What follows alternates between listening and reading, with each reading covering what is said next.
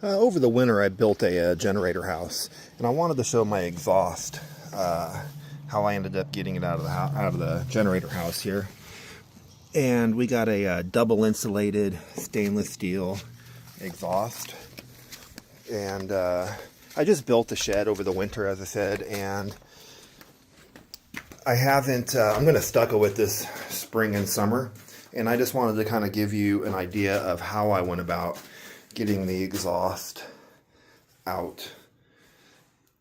And this is a Kubota 3-cylinder diesel generator. It's a slow turning diesel generator. This generator turns at it turns exactly at 1800 RPM. And it's rated for emergency use. So this generator could be used in, let's say, law enforcement, medical, communications. It's rated for continuous use. And what I did was, I'm not done with the grounding yet. I'm gonna ground the fuel tank for static electricity. And I'm gonna put a chassis ground to my grounding rod there.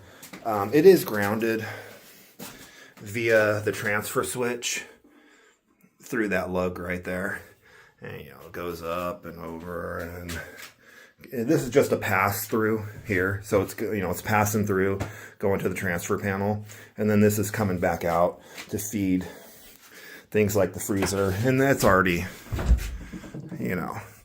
all going. But I just kind of wanted to show my solution to get the exhaust out of the generator shed.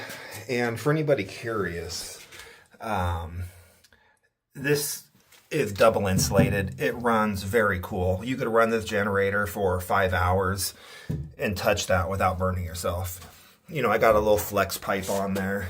I have a Cummins forestry approved exhaust.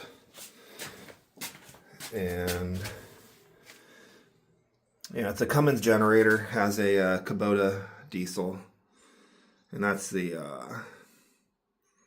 I guess that's just a serial there. But it's a great little generator, I'll tell you that. This thing, it runs quiet. And let's do a cold start on it if you like.